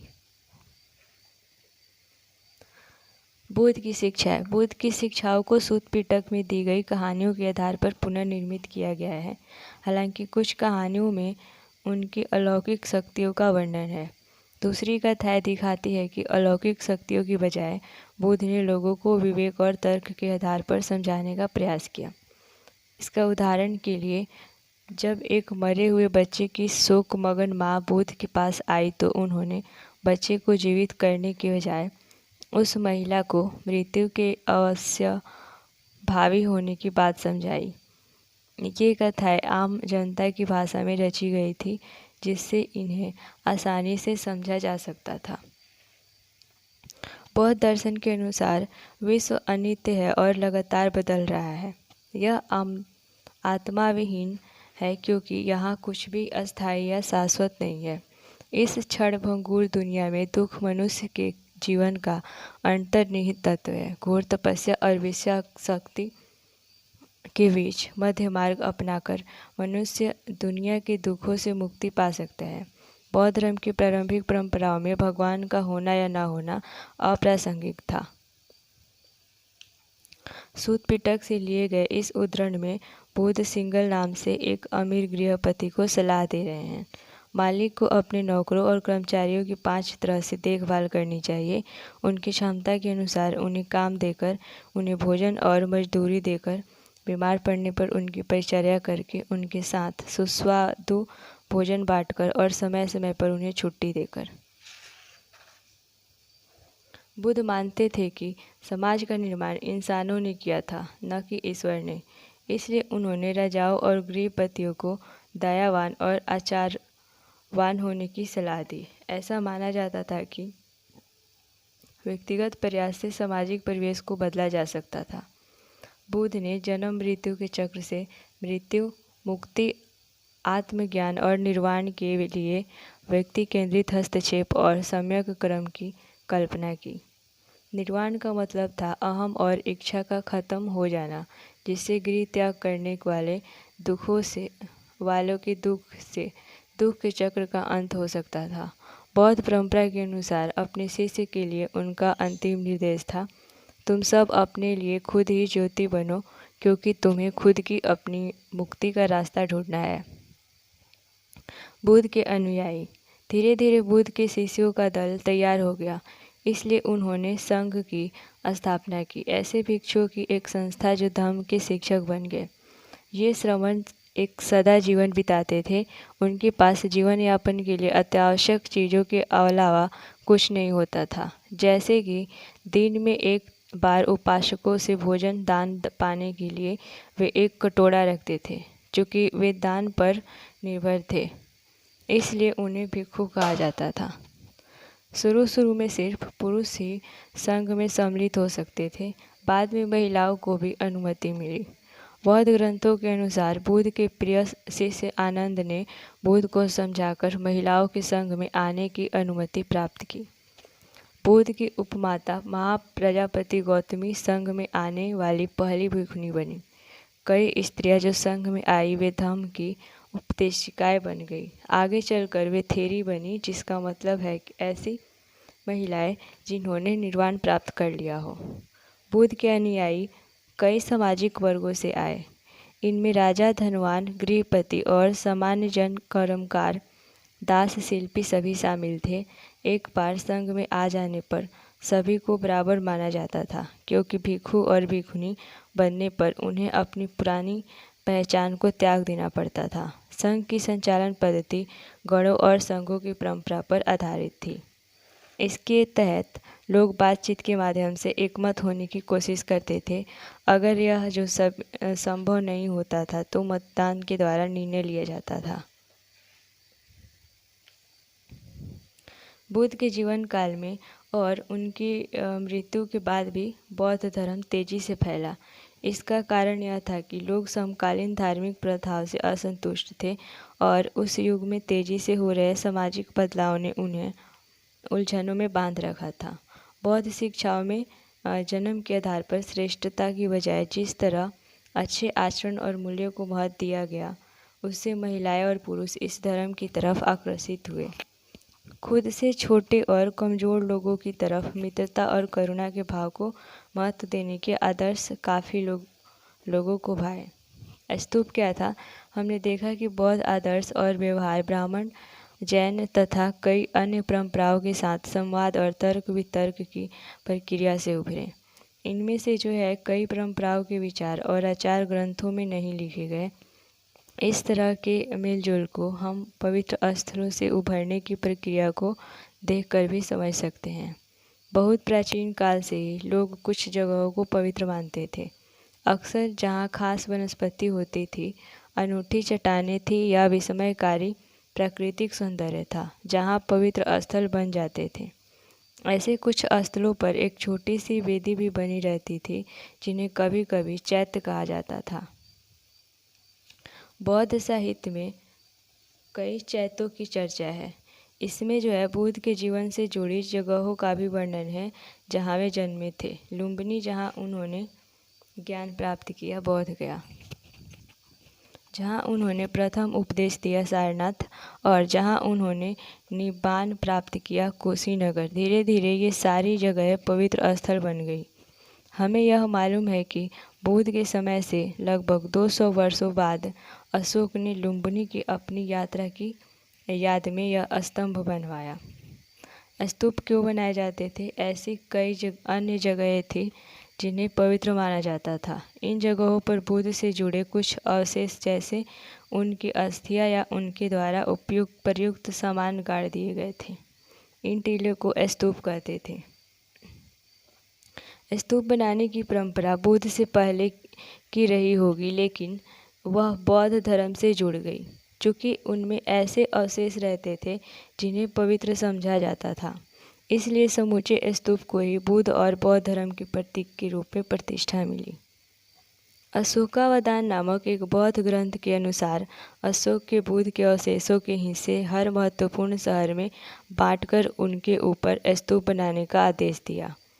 ईसा पूर्व 2री सदी तक भरहुत, सांची और सारनाथ जैसी जगहों पर स्तूप बनाए जा चुके थे।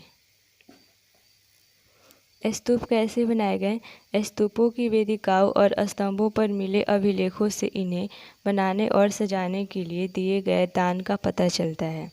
कुछ दान राजाओं के द्वारा दिए गए थे, जैसे सातवाहन वंश के राजा, तो कुछ दान शिल्पकारों और व्यापारियों की श्रेणियों के द्वारा दिए गए थे।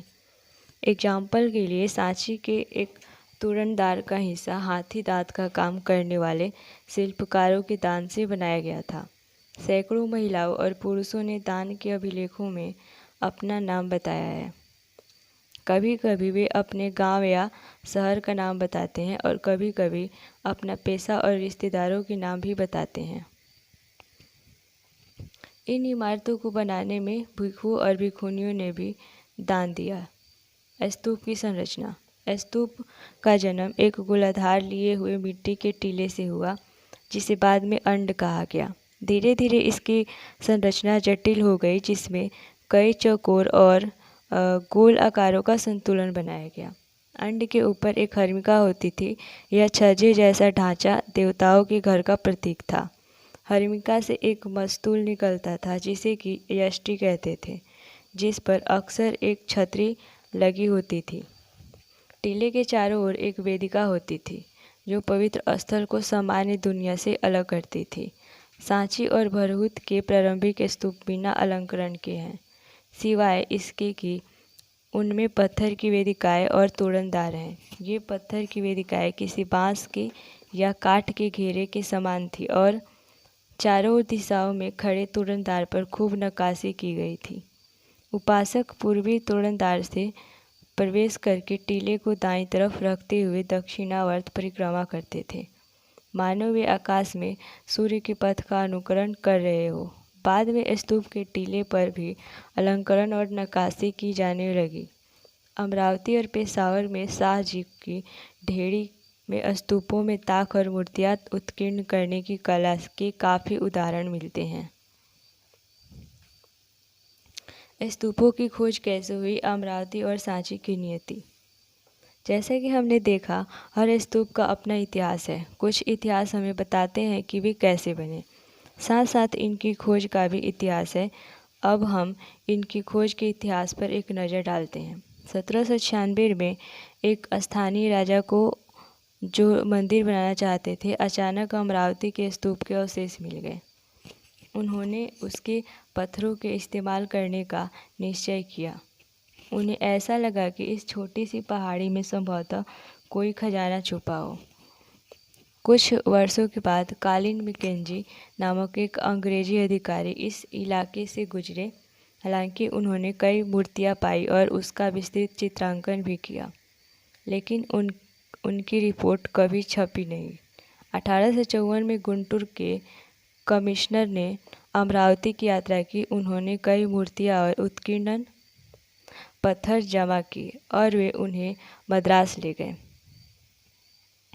उन्होंने पश्चिमी तोरणद्वार को भी खोज निकाला और इस निष्कर्ष पर पहुँचे कि अमरावती का स्तूप बौद्धों का सबसे विशाल और शानदार स्तूप था। 1850 के दशक में अमरावती के उत्कीर्ण पत्थर अलग अलग जगहों पर ले जाए जा रहे थे। कुछ पत्थर कलकत्ता में एशियाटिक सोसाइटी ऑफ बंगाल पहुँचे, तो कुछ मद्रास में इंडिया ऑफिस, कुछ पत्थर लंदन तक पहुँच गए। कई अंग्रेज अधिकारियों के बागों में अमरावती की मूर्तियाँ पाना कोई असामान्य बात नहीं थी। वस्तुतः इस इलाके का हर नया अधिकारी यह कहकर कुछ मूर्तियाँ उठा ले जाता था कि उसके पहले के अधिकारियों ने भी ऐसा किया।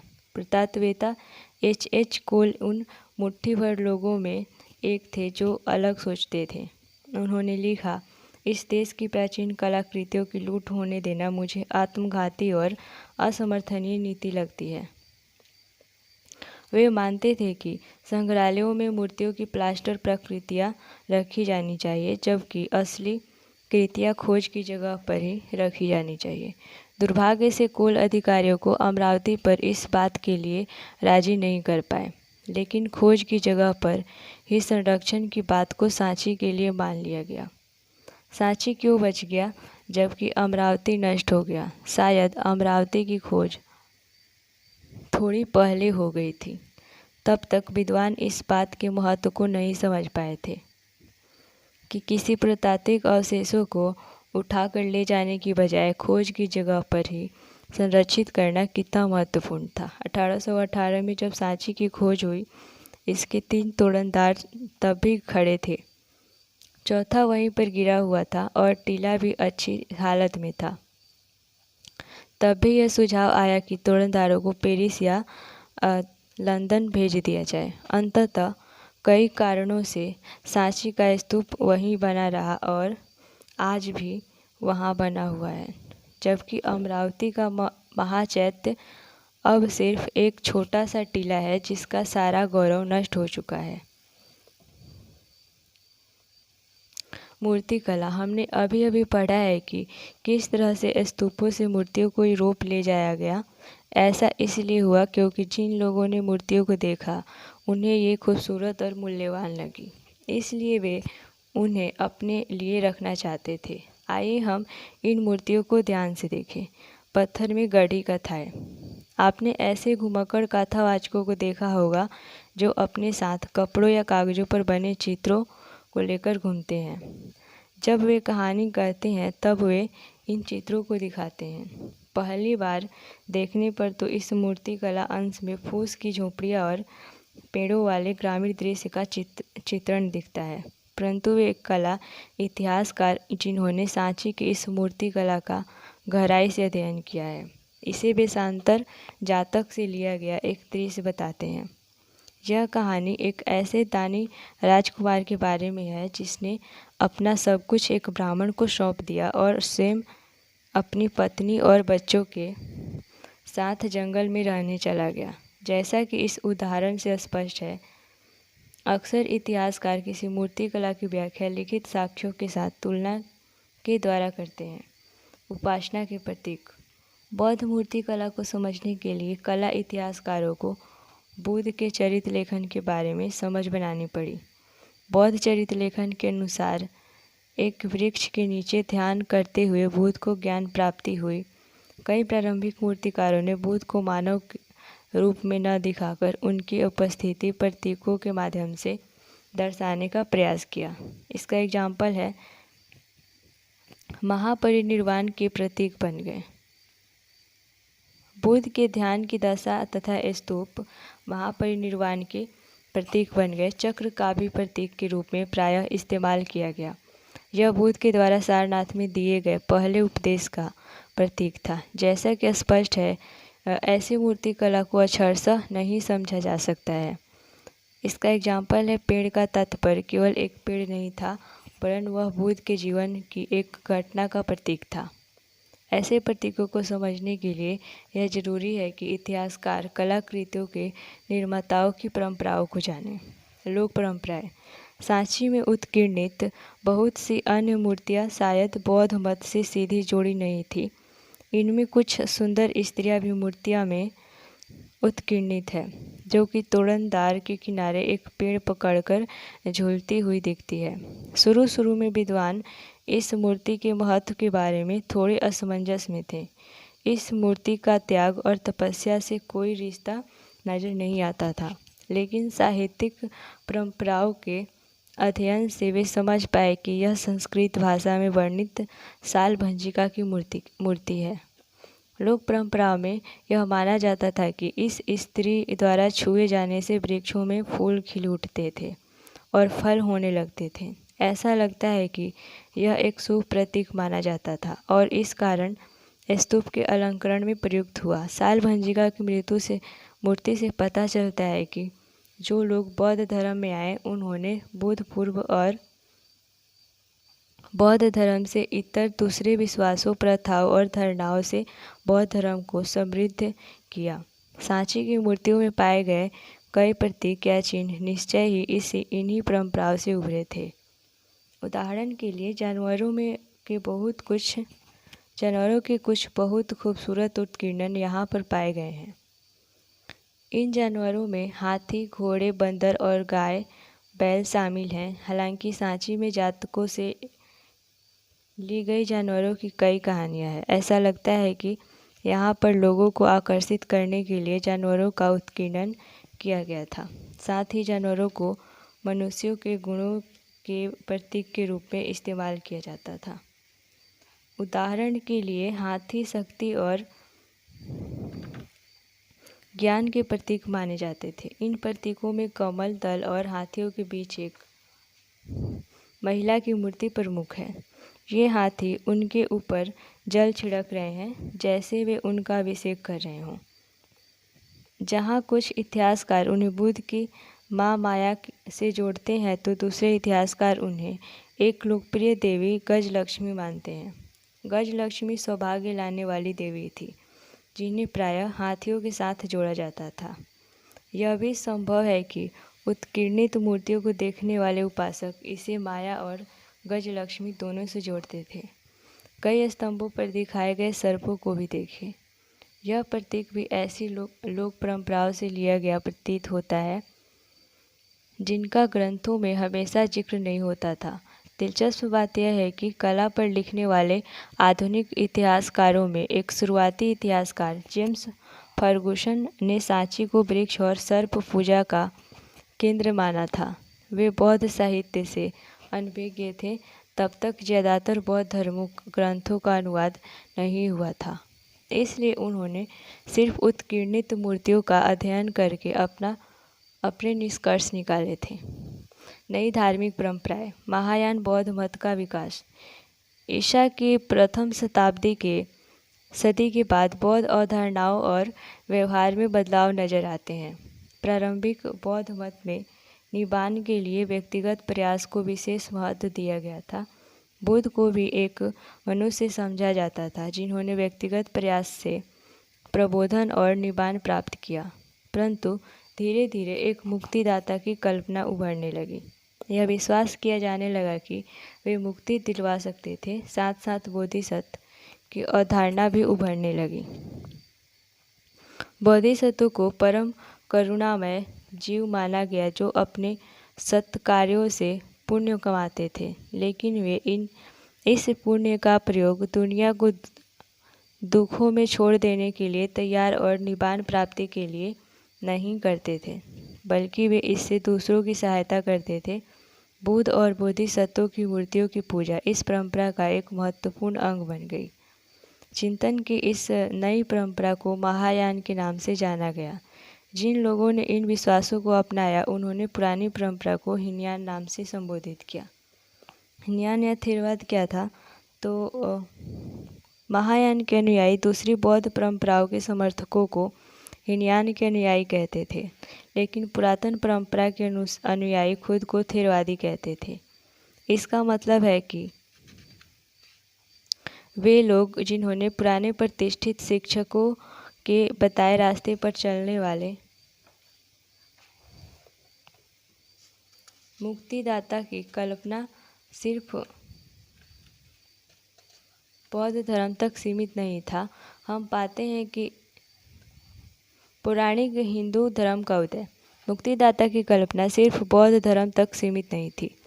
हम पाते हैं कि इसी तरह के विश्वास एक अलग ढंग से उन परंपराओं में भी विकसित हो रहे थे जिन्हें आज हिंदू धर्म के नाम से जाना जाता है। इसमें वैष्णव और शैव परंपराएं शामिल हैं। इनके अंतर्गत एक विशेष देवता की पूजा को खास महत्व दिया जाता था। इस प्रकार की आराधना में उपासना और ईश्वर के बीच का रिश्ता प्रेम और समर्पण का रिश्ता माना जाता था। इसे भक्ति कहते हैं। वैष्णववाद में कई अवतारों के इर्द गिर्द पूजा पद्धतियाँ विकसित हुई। इस परंपरा के अंदर 10 अवतारों की कल्पना है। यह माना जाता था कि पापियों के बढ़ते प्रभाव के चलते जब दुनिया में अव्यवस्था और नाश की स्थिति आ जाती थी, तब विश्व की रक्षा के लिए भगवान अलग अलग रूपों में अवतार लेते थे। संभवतः अलग अलग अवतार देश के भिन्न भिन्न हिस्सों में लोकप्रिय थे। इन सब स्थानीय देवताओं को विष्णु का रूप मान लेना एकीकृत धार्मिक परंपरा के निर्माण का एक महत्वपूर्ण तरीका था। कई अवतारों को मूर्तियों के रूप में दिखाया गया है। दूसरे देवताओं की भी मूर्तियाँ बनी।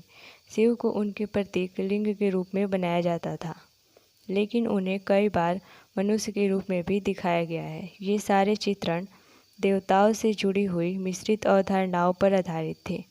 उनकी खूबियों और प्रतीकों को उनके सिरों, वस्त्र, आभूषण, आयुधों और हाथ में धारण किए गए अन्य शुभ और बैठने की शैली से इंगित किया जाता था। इन मूर्तियों के अंकन का मतलब समझने के लिए इतिहासकारों को इनसे जुड़ी हुई कहानियों से परिचित होना पड़ता था।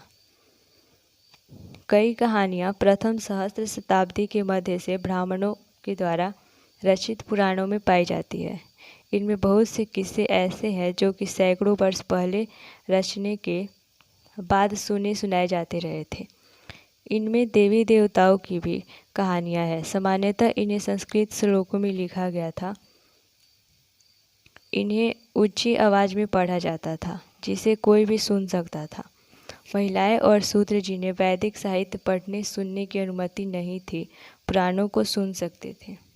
पुराणों की ज़्यादातर कहानियाँ लोगों के आपसी मेल मिलाप से विकसित हुई। पुजारी, व्यापारी और असामान्य स्त्री पुरुष एक से दूसरी जगह आते जाते हुए अपने विश्वासों और अवधारणाओं का आदान प्रदान करते थे। उदाहरण के लिए हम यह जानते हैं कि वासुदेव कृष्ण मथुरा इलाके के महत्वपूर्ण देवता थे। कई शताब्दियों के दौरान उनकी पूजा देश के दूसरे इलाकों में भी फैल गई। मंदिरों द्वारा बनाया जाना। जिस समय सांची जैसी जगहों में स्तूप अपने विकसित रूप में आ गए थे, उसी समय देवी देवताओं की मूर्तियों को रखने के लिए सबसे पहले मंदिर भी बनाए गए। शुरू के मंदिर एक चौकोर कमरे के रूप में थे जिन्हें गर्भगृह कहा जाता था। इनमें एक दरवाज़ा होता था जिससे उपासक मूर्ति की पूजा करने के लिए भीतर प्रविष्ट हो सकता था। धीरे धीरे गर्भगृह के ऊपर एक ऊंचा ढांचा बनाया जाने लगा जिसे कि शिखर कहा जाता था। मंदिर की दीवारों पर अक्सर भित्ति चित्र उत्कीर्ण किए जाते थे। बाद के युगों में मंदिरों के स्थापत्य का काफ़ी विकास हुआ। अब मंदिरों के साथ विशाल सभा स्थल, ऊंची दीवारों और तोरण भी जुड़ गए। जल आपूर्ति का इंतजाम भी किया जाने लगा। शुरू के मंदिरों की एक खास बात यह थी कि इनमें से कुछ पहाड़ियों को काटकर खोखला करके कृत्रिम गुफाओं के रूप में बनाए गए थे। कृत्रिम गुफाएं बनाने की परंपरा काफ़ी पुरानी थी। सबसे प्राचीन कृत्रिम गुफाएं ईसा पूर्व 3री सदी में अशोक के आदेश से आजीविक संप्रदाय के संतों के लिए बनाई गई थी। यह परंपरा अलग अलग चरणों में विकसित होती रही। इसका सबसे विकसित रूप हमें 8वीं सदी के कैलाशनाथ के मंदिर में नजर आता है, जिसमें पूरी पहाड़ी काटकर उसे मंदिर का रूप दे दिया गया था। एक ताम्रपत्र अभिलेख एलोवेरा के प्रमुख तक्षक द्वारा इसका निर्माण समाप्त करने के बाद उसके आश्चर्य को व्यक्त करता है। हे भगवान, यह मैंने कैसे बनाया। क्या हम सब कुछ देख समझ सकते हैं? अब तक आपको हमारे अतीत की समृद्ध दृश्य परंपराओं की एक झलक मिल चुकी है। ये परंपराएं ईंट और पत्थर से निर्मित स्थापत्य कला, मूर्तिकला और चित्रकला के रूप में हमारे सामने आई है।